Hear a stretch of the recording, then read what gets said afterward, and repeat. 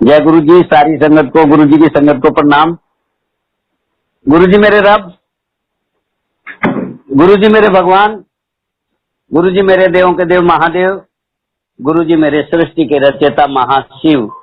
और जो महाशिव होता है वही मौत को जिंदगी में बदलता है। ऐसा है मेरा रब, ऐसा है मेरा गुरु जी। मेरे गुरु जी को ना जोत चाहिए, ना भोग चाहिए, ना पैसा चाहिए, ना अगरबत्ती चाहिए। मेरे गुरु जी को संगत का भाव चाहिए, और जिसके पास भाव नहीं उसके पास कुछ नहीं। ऐसे है मेरे गुरु जी। और जैसा कि शब्दों में सुनते हैं, कौन कहते हैं ये रब आता नहीं, मीरा की तरह बुलाने वाला चाहिए। कौन कहते हैं ये रब खाता नहीं, सबरी की तरह खिलाने वाला चाहिए। कौन कहते हैं ये रब सोता नहीं, माँ यशोदा की तरह सुलाने वाला चाहिए। और कौन कहते हैं ये रब नाचता नहीं, गोपियों की तरह नचाने वाला चाहिए। और कौन कहते हैं ये रब रोता नहीं, सुदामा की तरह रुलाने वाला चाहिए। ऐसा है मेरा गुरु जी। मैं संगत से कहना चाहता हूँ, मेरा गुरु जी आपके भाव का भूखा है, आपकी जोत अगरबत्ती और पैसे का भूखा नहीं है। ऐसा है मेरा गुरु जी। जब हम गुरु जी के चरणों में गए,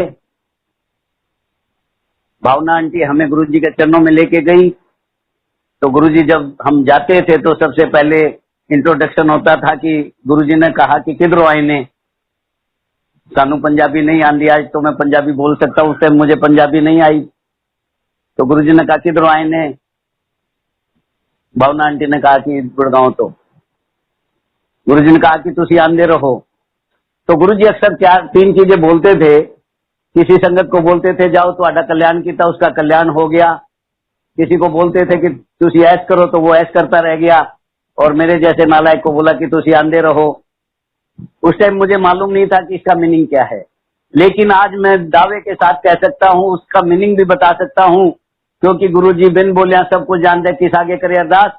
गुरु जी को मालूम था कि मेरा भांडा सबसे ज्यादा खराब है, तो गुरु जी ने मैनू दस्या कि तुसी आंदे रहो। तो आज मैं कहता हूँ कि आंदे रहो, पांदे रहो, अपना भांडा मंजवांदे रहो। ऐसा है मेरा गुरु जी, ऐसा है मेरा रब। और गुरु जी के दरबार में सामने एक टीचर बैठे थे, और गुरु जी फिजिकल फॉर्म में अपने आसन पे बैठे थे। तो गुरु जी ने उस टीचर से पूछा कि क्या जब आप बच्चों के एग्जाम लेते हो सबको पास कर देते हो। टीचर ने कहा नहीं। तो गुरु जी ने पूछा कि क्यों। टीचर ने कहा कि जैसे आंसर शीट होती है उसी तरह से मार्क्स मिलते हैं। तो मैं संगत से कहना चाहता हूँ, जिस भाव से हम मत्था टेकते हैं उसी तरह से मेरे गुरु जी कल्याण करते हैं, क्योंकि गुरु जी मेरे भाव के भूखे, आपके पैसे जोत अगरबत्ती और भोग के भूखे नहीं है। मेरे गुरु जी को केवल भाव चाहिए। तो गुरु जी के दरबार में जब आप जाते हैं तो कोई भी संगत ऐसी नहीं होगी जिसको गुरु जी नहीं देते हैं, चाहे वो संगत कैसी भी है। लेकिन गुरु जी के दरबार में जाने के बाद हर संगत को कुछ ना कुछ मिलता है। लेकिन मैं बार बार एक ही चीज कहूंगा, भाव। चाहे किसी को 16 + 16 32 मिलते हैं, किसी को 16 × 16 256 मिलते हैं, क्योंकि गुरु जी उसको वैसा ही देते हैं जैसा उसका भाव है। तो मैं बार बार संगत से कहना चाहता हूँ कि मेरे गुरु जी के दरबार में जाएं तो भाव लेके जाएं, और यदि भाव नहीं है तो कुछ भी नहीं है। दूसरा कहना चाहता हूँ कि गुरु जी के दरबार में जाएं तो अहंकार का त्याग करके जाएं, क्योंकि जहाँ अहंकार होगा वहां मेरे रब का मिलन नहीं होगा। क्योंकि आपने देखा होगा, सुना भी होगा, आज रावण और कंस जैसे भी दुनिया में नहीं है, तो हमारी और आपकी तो औकात ही क्या है। क्योंकि आपने सुना भी होगा, देखा भी होगा, और करके भी देख सकते हैं। एक छोटे से नींबू की बूंद अहंकार, एक छोटे से नींबू की बूंद न जाने कितने बड़े दूध के टैंकर को फाड़ देती है। ऐसे ही अहंकार हमारे शरीर को खत्म कर देता है। तो मैं बार बार संगत से कहना चाहता हूँ कि गुरु जी के दरबार में जाएं तो सबसे पहले भाव, और दूसरा अहंकार का त्याग। बाकी कुछ करने की जरूरत नहीं, कुछ मांगने की जरूरत नहीं। ऐसे हैं मेरे गुरु जी। और मेरे गुरु जी के दरबार में जैसे आप जाते हैं, आप सिमरन करेंगे तो आपका मन शुद्ध हो जाएगा, और आप सेवा करेंगे तो आपका तन शुद्ध हो जाएगा। और जब आप मन और तन शुद्ध हो जाएगा तो आपको कुछ करने की जरूरत नहीं, कुछ मांगने की जरूरत नहीं। ऐसा है मेरा गुरु जी। और मैं संगत से बार बार फिर कहना चाहता हूँ कि यदि मांगना है तो मेरे गुरु जी का नामदान मांगे, क्योंकि आपने देखा होगा कि जहां मेरे गुरु जी का, आपने शब्दों में भी सुना होगा, जिसके ऊपर तू स्वामी सौ दुख कैसा पावे, जिसका मालिक डाडा उसने मार न सके कोई, क्योंकि जहां गुरुजी होंगे वहां कुछ करने की जरूरत नहीं, कुछ मांगने की जरूरत नहीं, क्योंकि कि यदि मांगना है तो मेरे गुरुजी का नामदान मांगे, क्योंकि चंद्रमा ने भी राम से नामदान मांगा था और जो दान में दी हुई चीज है वो कभी वापस नहीं दी जाती, क्योंकि चंद्रमा के आगे लिखा गया रामचंद्र, जो राम लिखा गया वो आज तक चंद्रमा ने भी वापस नहीं दिया।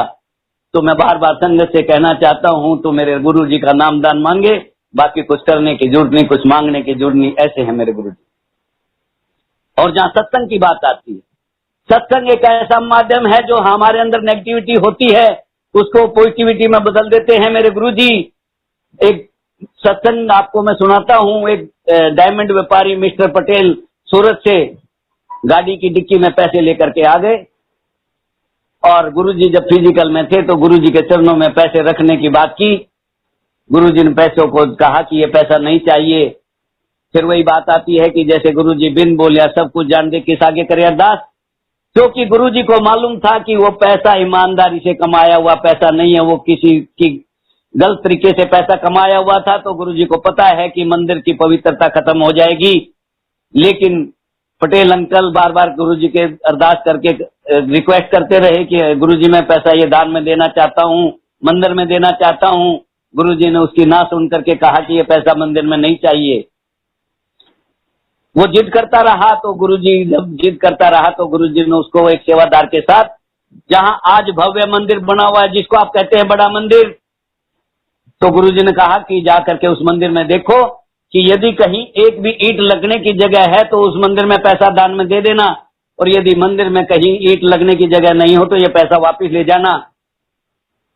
जब गुरुजी ने उसको मंदिर में सेवादार के साथ भेजा तो जहां प्लेन जमीन थी, जहां कुछ नहीं बना हुआ था उस टाइम में, वहां जाकर के उसने देखा तो उसको जो है गुरुजी ने आंखों से अंधा कर दिया और दिखा दिया कि ये मंदिर जो है जो आज बना हुआ है, उस टाइम जब वहां पे प्लेन जमीन थी उसको जो है वही मंदिर आज वाला मंदिर उस टाइम दिखाया। और जब गुरुजी के चरणों में वापस आया तो कहा कि गुरुजी वहां तो इटालियन पत्थर लगा हुआ है, ऊपर शिवलिंग है, ऐसी दीवार है, ऐसा गेट है, इस तरह का भव्य मंदिर।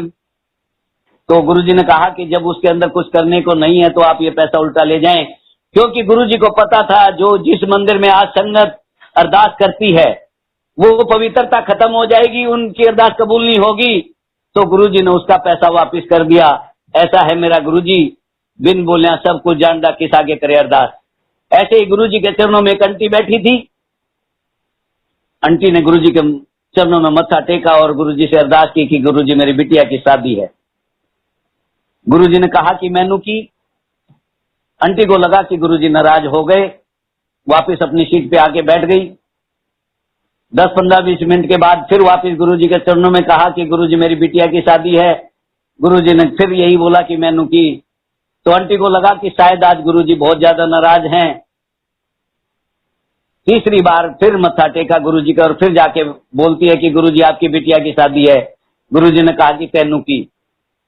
ये वो रब है, जब हम कहेंगे मेरा मेरा तो कुछ नहीं पाएंगे और हम कहेंगे गुरुजी तेरा न जाने क्या लेके चले जाएंगे। ऐसा है मेरा गुरुजी।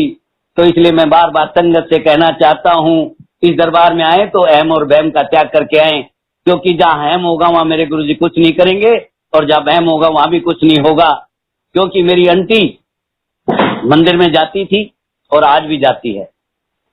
तो मेरी आंटी व्रत रखती थी और जब व्रत रखती थी तो मुझे कहती थी कि चलो घर पे चलते हैं और व्रत तोड़ना है। मैंने कहा क्यों? कहती है कि घर पे जो है कुट्टू खाता है, ये है वो है। तो मैंने कहा कि आप यहाँ कहाँ पे आए हो? कहते गुरुजी के। मैंने कहा ये क्या है? कहते ये तो रब का दरबार है। तो गुरुजी के जो रब का दरबार है तो लंगर क्या है? कहते डिवाइन प्रसाद। तो मैंने कहा तुम घर में जा करके और लंगर जो डिवाइन प्रसाद को छोड़ करके और आप जो है घर में आटा कुट्टू का आटे से व्रत तोड़ोगी तो आप जैसे नकली तो कोई नहीं है। आंटी को उस टाइम तो बुरा लगा, लेकिन उस दिन गुरुजी ने ऐसा कृपा करी कि या तो व्रत नहीं करती और व्रत रखती है तो गुरुजी के वहीं दरबार में लंगर करती है, क्योंकि गुरुजी ने दिखाया कि अहम और बहम में कुछ नहीं है। तो मैं संगत से कहना चाहता हूँ कि मेरे गुरुजी के दरबार में आए, अहम और बहम का भी त्याग करके आए।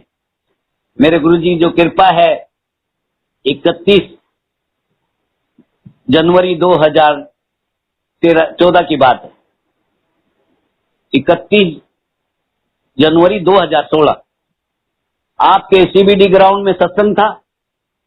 11 बजे जोत जली और गरेवाल जो है, जो पंजाब से गायक है, वो सत्संग में आया। 11 बजे जब जोत जलने के साथ साथ उसका टेलीफोन बजता है, उसके जो असिस्टेंट थे उन्होंने मेरे को टेलीफोन किया कि डॉक्टर अंकल कहाँ हो। मैंने कहा मैं पंडाल में। कहा कि हम पंडाल के बाहर हैं, पहुंच गए हैं, हमें फ्रेश होना है। तो मैंने उनको कहा कि मैं आकर के तुम्हें साथ साथ चलता हूँ, घर चलेंगे और फ्रेश होकर के वापिस आ जाएंगे। तो मैं उनको लेकर के घर आ गया। तो मैं उस दिन बगैर नहाए जोत जला दी गुरुजी की, और मैंने सोचा कि चलो घर पे अब जा रहे हैं तो मैं भी फ्रेश होके आ जाता हूँ। घर आ गए, वो फ्रेश हो गए, मैं भी फ्रेश हो गया और गाड़ी में वापस बैठ गए चलने के लिए, पंडाल के लिए। और बाहर जाते ही देखा तो बूंदाबांदी शुरू हो गई। मैं वापस गेट से वापस आया और गुरुजी का जो ड्राइंग रूम में गुरुजी का स्वरूप था, गुरुजी के सामने मत्था टेका और गुरुजी से अरदास की कि गुरुजी, मैंने सुना है कि चंद्रमा से भी पूछा था कि तेरा मजहब क्या है, ईद भी तेरी तो करवा चौथ भी तेरा। तो मैंने गुरुजी से अरदास की कि गुरुजी, इंद्र भी तेरा तो सूरज भी तेरा। ये बारिश हो रही है, मेरे छोरे का ब्याह नहीं है, तो अपनी संगत को जैसे मर्जी बैठा लेना, क्योंकि संगत भी तेरी, सत्संग भी तेरा, लंगर भी तेरा, सानू के ते साडा की, जो कुछ है सो तेरा। और मैं गाड़ी में बैठ गया, अरदास की और गाड़ी में बैठ करके गुरुजी से बस इतना ही बोला कि गुरुजी तेरी संगत तेरा, सत्संग तेरा, लंगर, सूरज भी तेरा तो इंद्र भी तेरा, तू जान तेरा काम जान। और मैं पंडाल तक पहुंच गया, एक भी बूंद नहीं आने दी। ऐसा है मेरा गुरुजी। क्योंकि गुरुजी जो इम्पॉसिबल, आपने डिक्शनरी में वर्ड पढ़ा इम्पॉसिबल, तो गुरुजी ने इम्पॉसिबल के 3 टुकड़े किए, आई एम पॉसिबल। यदि दुनिया में कोई सुप्रीम पावर है, यदि दुनिया में कोई सृष्टि का रचयिता है, यदि दुनिया में कोई मौत को रीराइट कर सकता है, यदि दुनिया में कोई जिंदगी में ऐसा काम जो कोई नहीं कर सकता, वो मेरा गुरुजी कर सकता है। क्योंकि इम्पॉसिबल को पॉसिबल कर सकता है तो केवल और केवल मेरा गुरुजी। मैं संगत से बार बार कहना चाहता हूं, जब जब आप मेरे रब के दरबार में जाएं, जब जब आप मेरे गुरुजी का मन से सिमरन करें, मन से सेवा करें, तो आपको कुछ करने की जरूरत नहीं, आपको कुछ मांगने की जरूरत नहीं, आपके भाव की जरूरत है, आपके अहंकार के त्याग की जरूरत है, बाकी कुछ करने की जरूरत नहीं। ऐसे हैं मेरे गुरुजी। ऐसे ही मुझे मेरे मालिक ने, मेरे रब ने, मेरे गुरुजी ने एक फैक्ट्री सिलवासा में, जो सूरत और बॉम्बे के बीच में है, परशुरामपुरी, एक फैक्ट्री दिलवाई। और उस फैक्ट्री में जो है 90 वर्कर मोमडन भाई थे, मेरे साथ काम करते थे। 20 मई 2015 को मैं 25 फुट हाइट से गिर गया। और 25 फुट हाइट से गिर गया, जैसा कि शब्दों में सुनते हैं कि जो मांगे ठाकुर अपने से सोई सोई देवे। अंदाज 11 बजे का समय था। फौजी जीन्स डाल रखी थी, ऊपर व्हाइट शर्ट पहन रखी थी, सैंडल मेरे पैरों में थे, 2 हाथ मोबाइल में थे, रंगीन चश्मा था। और मैंने गुरुजी से 15 मिनट पहले अरदास की थी कि महाराज मैनू अब पैसा मत देना, लेकिन मेरी हेल्थ ऐसी रखना जैसी आज है। मैं मटक मटक चल रहा था और गुरुजी से अरदास की थी, गुरुजी सानू अब पैसा मत देना, लेकिन मुझे फिजिकली फिट रखना। और जैसा कि मैंने अभी पहले भी बताया कि जो मांगे ठाकुर अपने से सोई सोई देवे। 15 मिनट बाद एक अर्जुन भाई, जिसको जो है मैंने कुछ फैक्ट्री में मशीन देख रखी थी, उसने कहा कि मैं मशीन देखना चाहता हूं। तो मैंने कहा कि चलो मैं दिखा देता हूं। वो बार बार यही कहता था कि आप जो है सामान बोल देते हैं कि तैयार है, लेकिन गाड़ी आती है 1 घंटा ये वेट करती है, लेबर वेट करती है, मेरे ऊपर खर्चा लग जाता है। आज मैं गाड़ी जब भेजूंगा, जब मैं सामान देख लूंगा। तो मैंने बोला कि ठीक है, मैं दिखा देता हूं। जैसे ही मैं वहां जाने लगा तो मेरा जो मोमडन साथी था अकरम भाई, वो बोला कि डॉक्टर साहब कहां जा रहे हो। मैंने कहा कि अर्जुन भाई को मैंने सामान दिखाना। कहता मैं भी साथ चल रहा हूं। तो हम 25 फुट हाइट पे चले गए। तो वो सामान 25 फुट हाइट पे रखा था। इस मालिक की न जाने कौन सी कृपा, जब खुशी होती है तो आंखें भी बंद हो जाती हैं, क्योंकि खुशी एक ऐसी चीज है। और ऊपर 2x2 की डक्टिंग कटी हुई थी और मैं सामने देख रहा था, मेरे पैर दोनों डक्टिंग में चले गए और मैं 25 फुट नीचे गिर गया। तो वहां अपरा तपरी मच गया कि डॉक्टर गर्ग कहां गया, अभी तो थे। उन्हें पता लगा कि मैं नीचे गिर गया। जैसे फूल के गुलाब को आप पुंखड़ी को हाथ से उठा के साइड में रख देते, ऐसे मेरे गुरुजी ने मुझे बिल्कुल फूल के गुलाब को हाथों में रखा, ऐसे मेरे को रखा। वो मुस्लिम भाई अकरम भाई मुझे डॉक्टर के लेके चला गया, और डॉक्टर के ले जाके जैसे ही मैंने एक्सरे कराया, और डॉक्टर ने कहा कि आपके जो है राइट हैंड के अंगूठे में थोड़ी प्रॉब्लम है। मैंने कहा डॉक्टर साहब यू आर द बेस्ट जज। उसने कहा कि थोड़ा डिसलोकेट हो गया है, यदि ट्रैक्शन देंगे तो ठीक हो जाएगा, यदि ट्रैक्शन से ठीक नहीं हुआ तो छोटा सा एनेस्थेसिया देके, लोकल एनेस्थेसिया देके थोड़ा सा माइनर सर्जरी करनी पड़ सकती है। मैंने कहा यू आर द बेस्ट जज सर। डॉक्टर ने उस अंगूठे को हाथ लगाया और वो अपनी पोजीशन में अपने आप आ गया। डॉक्टर हंसने लगा, बोला अभी तो मैंने कुछ किया नहीं है तो अपनी पोजीशन में आ गया।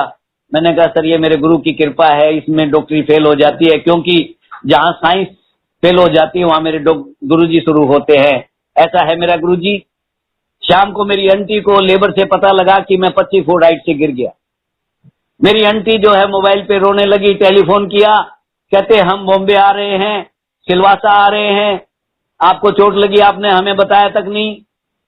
मैंने वीडियो कॉल किया, मैंने जो है चल के दिखाया, मैंने हाथ जोड़े, मैंने कहा कि रोने की जरूरत नहीं है। 4 दिन बाद मेरी 24 तारीख को 24 मई 2015 को मेरी फ्लाइट थी। घर में 2 पोते मेरे गुरुजी ने दिए थे।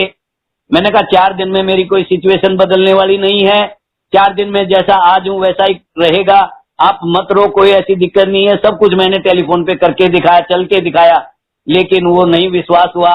मैंने अपने साले साहब को टेलीफोन किया कि भी आप अपनी बहन जी को मनाओ। 24 तारीख को मैं आपके दिल्ली में आया और मैंने 2.5 घंटे गुरुजी के दरबार में, जहां 2 पोतों की जो है अपन कुआ पूज कहते हैं जिसको, कुआ पूज में 2.5 घंटे मैंने डांस किया। आंटी मेरा हाथ पकड़ के साइड में कर दिया। भाइयों को लगा कि शायद हमारा भाइयों में झगड़ा है, तो लेकिन वो झगड़ा नहीं था, वो गुरु की कृपा थी। क्योंकि आंटी को था कि ये 25 फुट से गिरा है तो डांस ज्यादा नहीं करने दें। फिर भाइयों ने पूछा कि क्या कारण है। मैंने कहा भैया मैं 4 दिन पहले 25 फुट हाइट से गिर गया, इसलिए आंटी मेरे को डांस करने से मना कर रही है। तो मैं संगत से कहना चाहता हूं कि जो मांगे ठाकुर अपने से सोई सोई देवे, कि गुरुजी से मैंने एक ही चीज अरदास की थी, गुरुजी मेरे को पैसा मत देना लेकिन मेरे को फिजिकली फिट रखना। 15 मिनट में करके भी दिखा दिया, और 24 तारीख को 4 दिन के बाद 2.5 घंटे डांस भी करा दिया। ऐसा कौन कर सकता है? केवल और केवल मेरा गुरुजी, क्योंकि इम्पॉसिबल को पॉसिबल कर सकता है तो केवल और केवल मेरा गुरुजी। ऐसे ही 10 सितंबर 2016 की बात है, मेरे घर में पोते ने जन्म लिया, और जन्म लेते ही नर्स ने आके बताया आंटी को कि आपके घर में पोता आ गया है, आपके घर में लड़का आ गया है। लेकिन नर्स ने बताया कि बच्चे के मुंह में पोटी चली गई, आप इसको नर्सरी में तुरंत इमीडिएट शिफ्ट करा दो। तो आंटी ने कहा कि आप अपनी नर्सरी में रखे।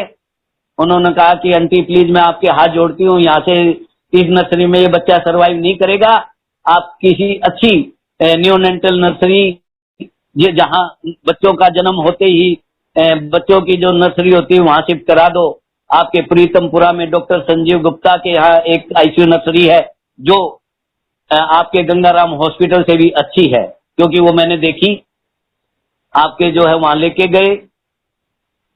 13 दिन बच्चा, डॉक्टर कभी बोलता था इंफेक्शन 72,000 हो गया, कभी बोलता था 80,000 हो गया, कभी बोलता था हार्ट रेट खत्म होने वाला है, कभी बोलता था कि बच्चा जो है, पहले दिन से ही बच्चे को वेंटिलेटर पे डाल दिया।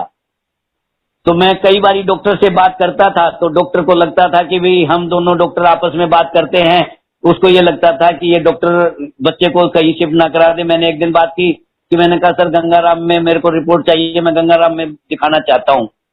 तो डॉक्टर को शक हो गया कि ये गंगाराम लेके जाएंगे, तो वो मेरे से थोड़ा सा कटने लग गया।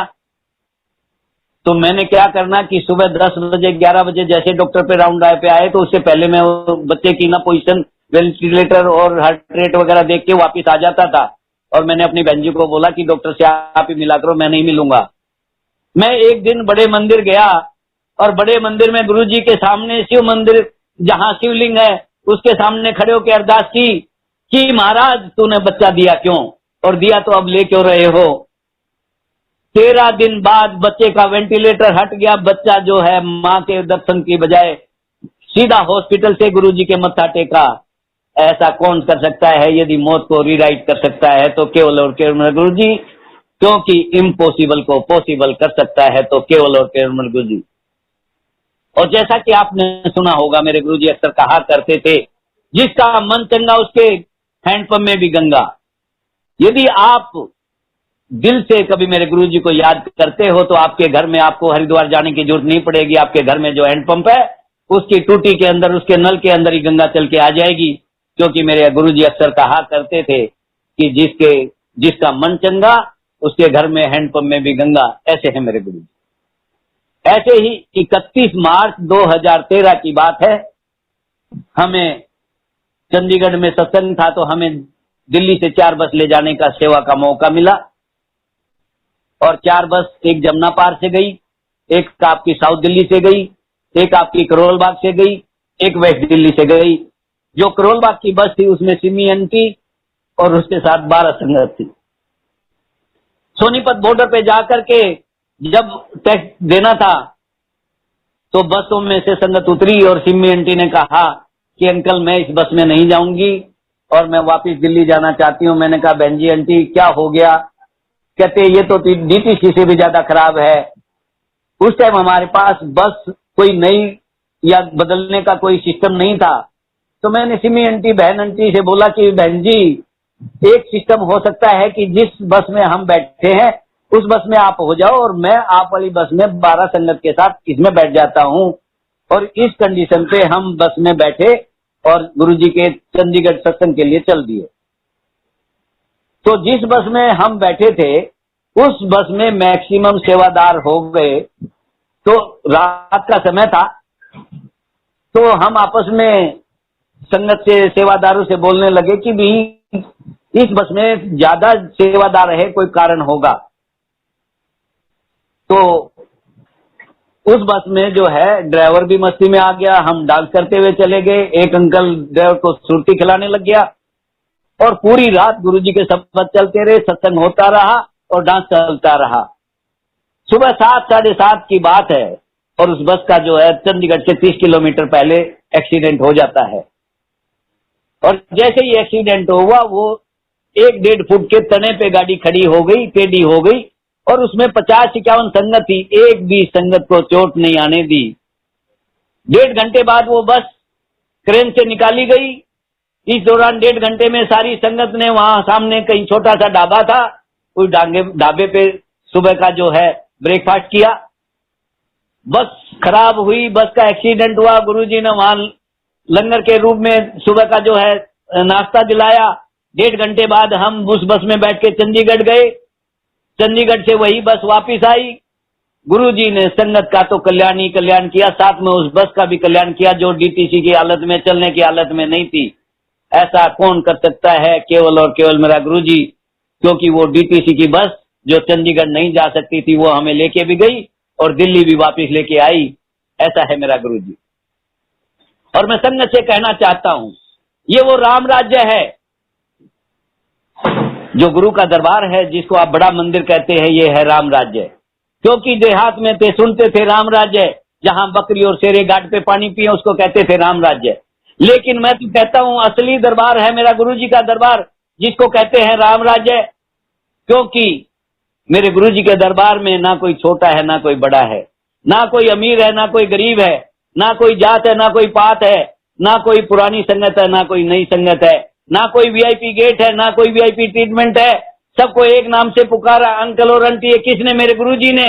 जो संगत मेरे गुरुजी के दरबार में नहीं गई तो उनसे भी कहना चाहता हूं कि यदि राम राज्य देखना चाहते हैं तो जाकर के देख सकते हैं भाटी माइंस, राधा स्वामी गेट नंबर 5 के सामने शिवनगरी।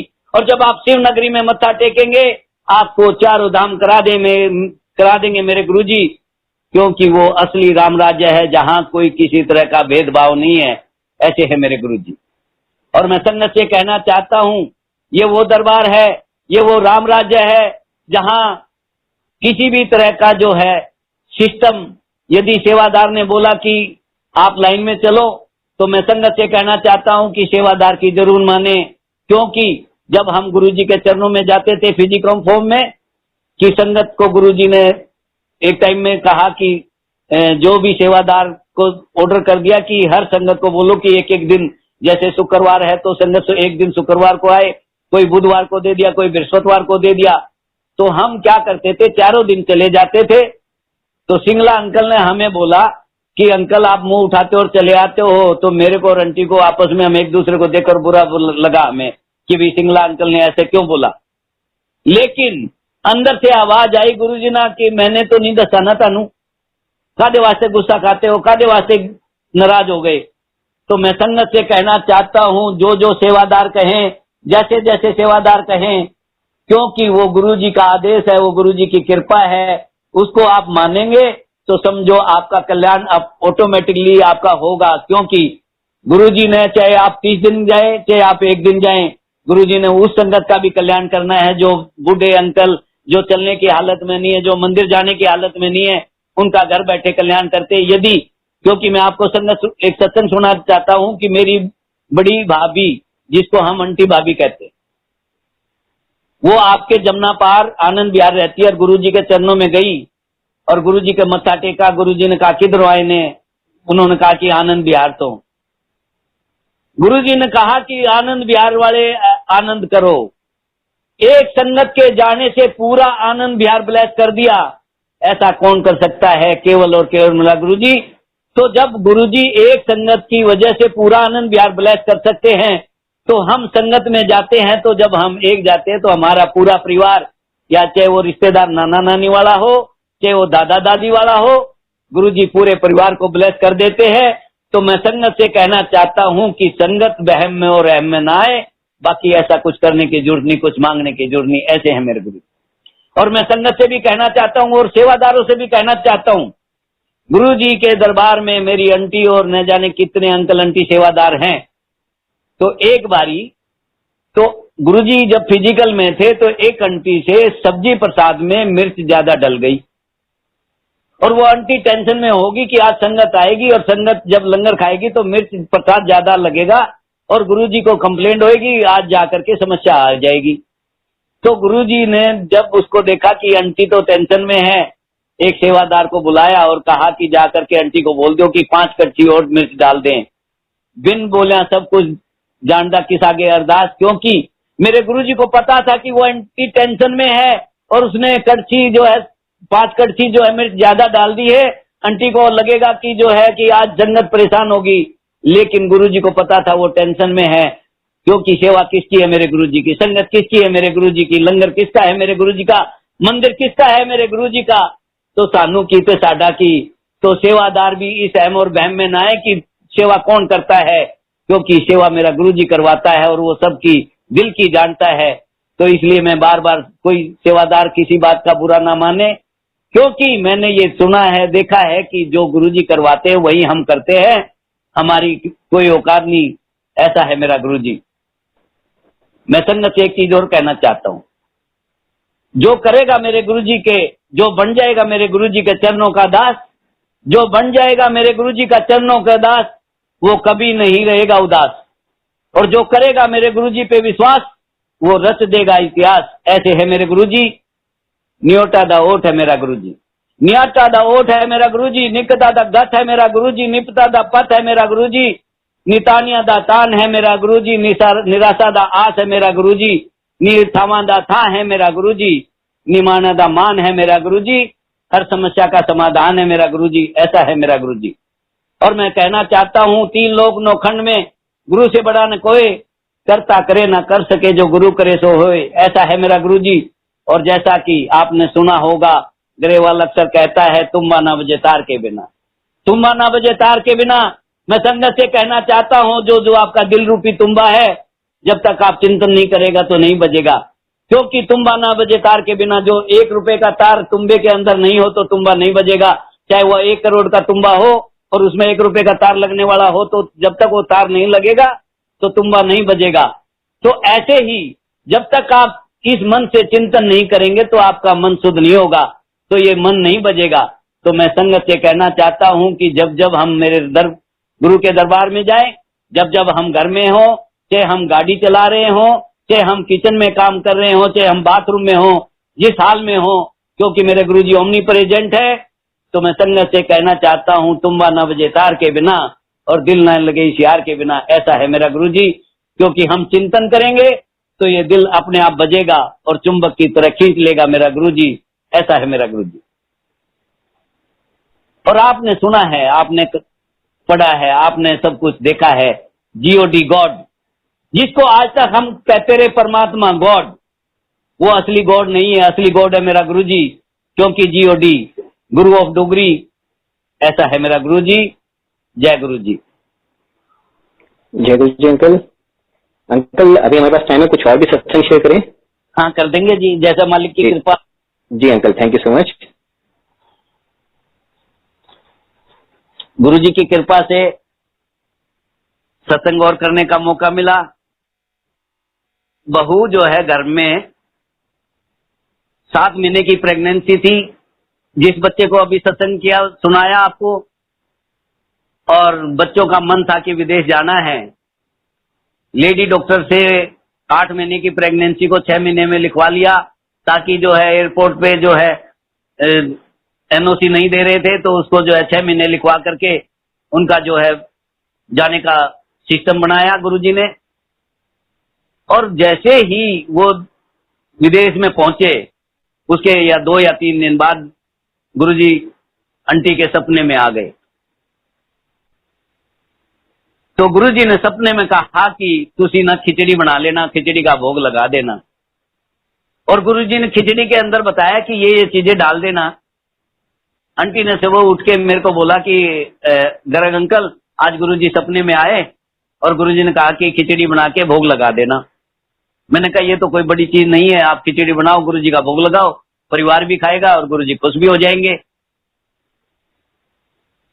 जैसा कि फिर शब्दों में आता है कि बिन बोलिया सब कुछ जानता, किस आगे करे अरदास, जिसके ऊपर तो स्वामी सो दुख कैसा पावे, जिसका मालिक डाटा उसने मार न सके कोई। ऐसा है मेरा गुरुजी। तो बहू विदेश के अंदर एक्स्ट्रा लॉन्ग जो है वो स्कर्ट पहन रखी थी या लहंगा पहन रखा था, जो भी आप समझे।